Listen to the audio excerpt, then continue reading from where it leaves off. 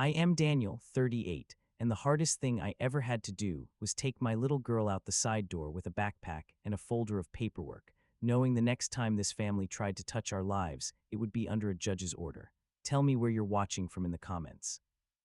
3 months earlier, I was a widower with a mortgage I could barely keep up with and a 7-year-old who still slept with one of her mom's shirts folded like a pillow. My wife, Lauren, died fast and unfair from a stroke that didn't care about age or plans. I work in facilities management for a hospital system in Indianapolis, the kind of job where you fix what breaks and keep moving.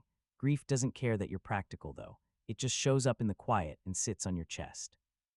When my furnace died and a pipe burst in the same week, I took what felt like the responsible option. I moved my daughter, Emma, into my dad's house in Carmel for a little while. He had the room, he insisted. His wife, my stepmother Janice, insisted louder. Janice was polished in the way some people are when they've made being respectable their whole identity. She chaired a charity board. She knew every teacher at the school. She could smile while making you feel like you were taking up too much air. At first, it was small stuff. Janice rearranged Emma's clothes so she'd be ready for school like a young lady. She rewrote my grocery list because kids shouldn't eat that. She asked to see my bills so we can budget properly. I said no gently because I was tired and still learning how to say no without apologizing. Janice didn't argue. She just started acting like my no was a temporary misunderstanding.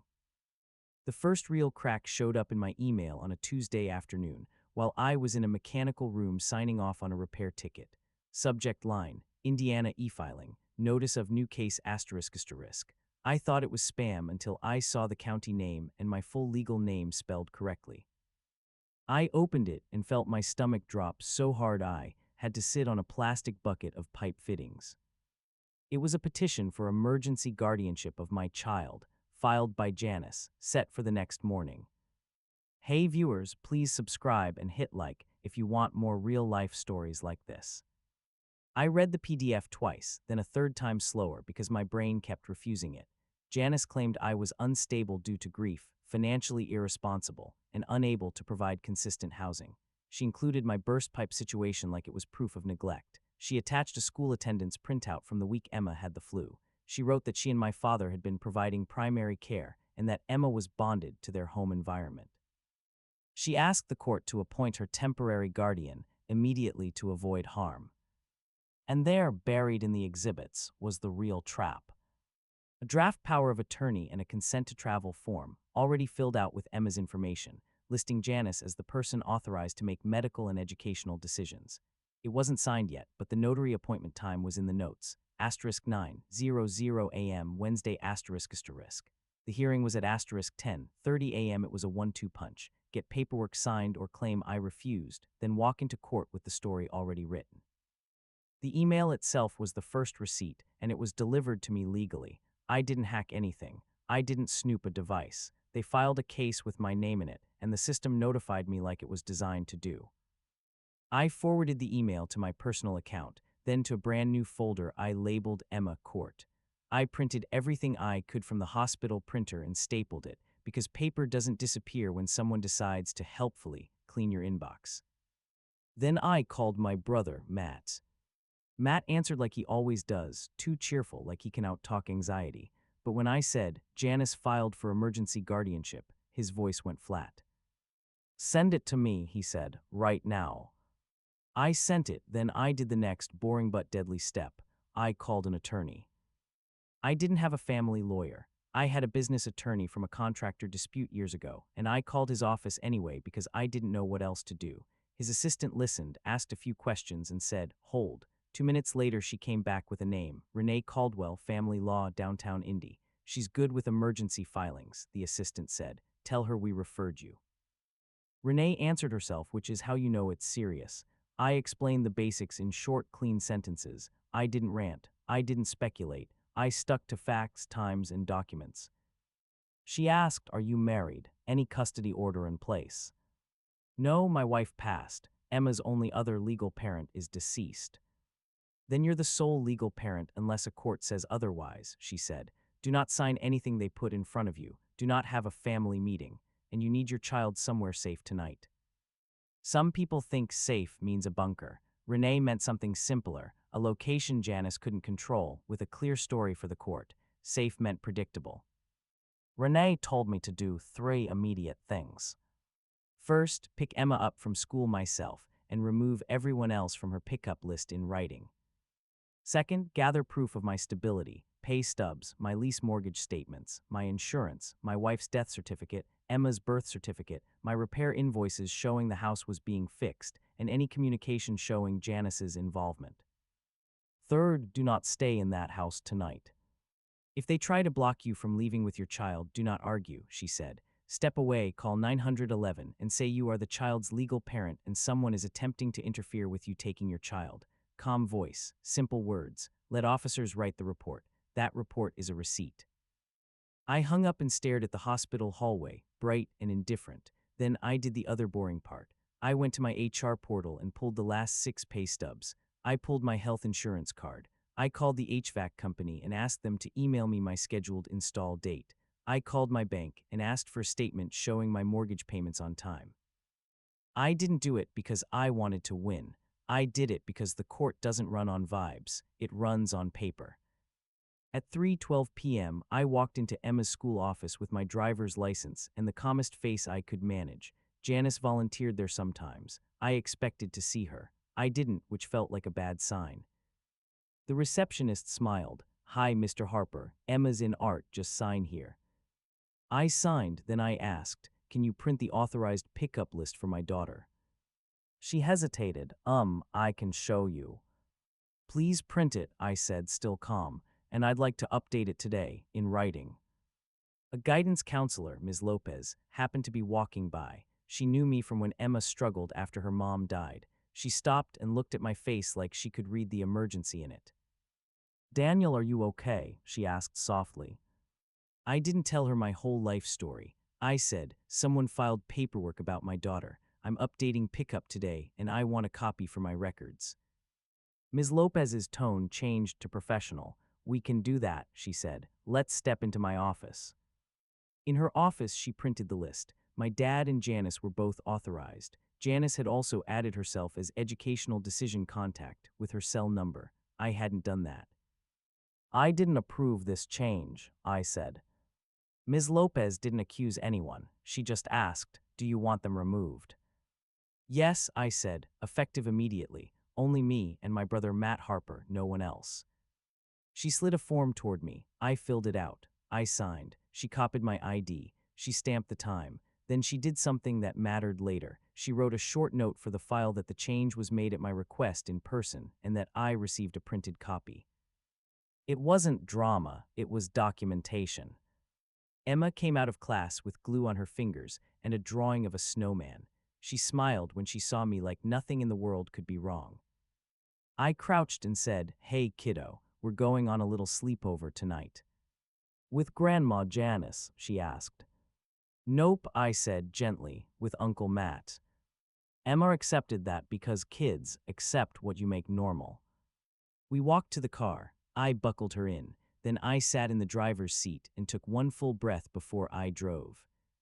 Matt lived in a modest townhouse on the south side, not fancy, not impressive, but it was his. It wasn't Janice's stage. When we pulled in, he opened the door before I even knocked, like he'd been watching the window.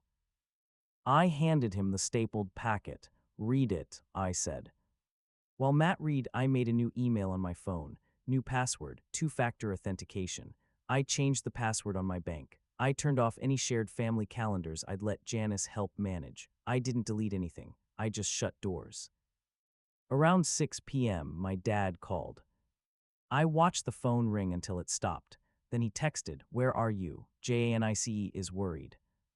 Janice texted right after, "Daniel, this is unnecessary. Come home. We can discuss like adults." There it was. The trap had a matching script. I didn't reply with anger. I replied with one sentence Renee would approve of. "Emma and I are safe. Please direct any communication about legal matters to my attorney." Then I sent that same sentence again to my dad. 10 minutes later, the calls started again. Then a voicemail from Janice, calm, sweet, carefully recorded for someone else's ears. "Daniel, we just want to help. You're not thinking clearly. Bring Emma back so she can sleep in her own bed." I saved the voicemail, not because it was a smoking gun, but because it showed tone and intent. Another receipt. Renee emailed me at 8:40 p.m. with instructions and a list of documents to scan. She'd already pulled the public docket entry for the guardianship case. It was real. It was filed. It had a judge assigned.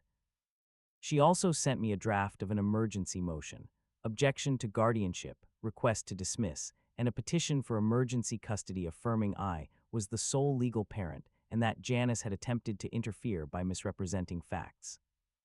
It's a strange feeling, seeing your life turned into numbered paragraphs. The next morning, I woke up on Matt's couch before the sun. Emma was still asleep in the guest room. Matt made coffee and didn't joke. At 8:15 a.m., Renee called. "We're filing now," she said. "You need to be at the courthouse by 10. Dress like you're going to a job interview. Bring the child's birth certificate and your wife's death certificate. Those are your anchors." "Will Janice try to take her?" I asked. "She might try to create a scene," Renee said. "But remember, school pickup is locked down, and court is not her charity board. Court is rules." I didn't bring Emma to court. Renee advised against it unless required. Instead, Matt stayed with her. I drove downtown with a folder on the passenger seat like it was fragile glass. Outside the courtroom, I saw my dad first. He looked smaller than I remembered, like he'd been drained. Janice stood next to him in a cream blazer, hair perfect, face composed like she'd practiced sympathy in the mirror. When she saw me, she stepped forward with her hands slightly raised, like I was a skittish animal. "Daniel," she said softly, "thank God, we've been terrified." I didn't answer her feelings. I answered the facts. "I saw your filing," I said. "My attorney will speak for me." Her eyes flicked to the woman walking up beside me, Renee, in a dark suit, carrying her own stack of paper like a weapon made of trees. Janice's smile tightened. "We don't need attorneys," she said. "We're family." Renee didn't raise her voice. She just said, "Ma'am, you filed in court. That's why we're here." When we went inside, the judge read the petition, then read our response. The judge asked Janice direct questions. "Mrs. Harper," the judge said, "are you alleging abuse?" Janice paused. "Not abuse, Your Honor, neglect, instability." "Do you have evidence the child is unsafe with her father today?" the judge asked. Janice gestured toward her exhibits. "His home has no heat. He's grieving. He's overwhelmed." Renee stood. "Your Honor, the home repair is documented and scheduled for completion. I have invoices and emails from contractors. Mr. Harper has maintained full-time employment with verified income and benefits, and the petitioner is not a legal parent. She attempted to obtain guardianship without Mr. Harper's consent through misleading filings." The judge frowned. "Mrs. Harper, why was there a draft power of attorney included?" Janice blinked once. "It was a suggestion for emergencies." "And the notary appointment noted for this morning?" the judge asked. Janice's voice stayed smooth, "For convenience." The judge looked at me. "Mr. Harper, where is the child now?" "With my brother," I said. "Safe, and the school has an updated pickup list in writing." Renee handed up the stamped school documentation and the updated authorized pickup form. The judge read it longer than anything else. Then the judge did what systems do when they're working properly. She separated emotion from authority. "Mrs. Harper," the judge said, "you are not the child's parent. You do not have standing for emergency guardianship absent immediate danger. This petition is denied. Furthermore, I am granting the father's emergency motion. Temporary custody remains with the father, and the petitioner is ordered to have no contact with the child pending a full hearing." Janice's face didn't break, but the color drained from it. My dad made a small sound, like he wanted to object but didn't know how. The judge continued, "There are discrepancies in your filing. I am referring this matter to the court investigator for review. Mr. Harper, I strongly advise you to pursue a protective order if needed." We walked out of the courtroom into the fluorescent hallway, and for the first time in 2 days, my hands stopped trembling. Janice followed us out, quick steps. "Daniel, you're making a mistake," she hissed, the sweet mask slipping. "You can't do this alone." I looked at her and kept my voice level. "I already am." Renee didn't let Janice get closer. She turned slightly, blocking the path like a human boundary. "Any further contact goes through me," Renee said.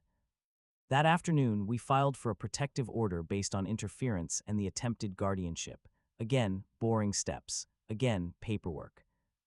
And then the consequences started arriving the way karma arrives when you don't chase it, through mail and clerks and policies. The school district flagged Janice's volunteer badge because she was now under a no-contact order with a student.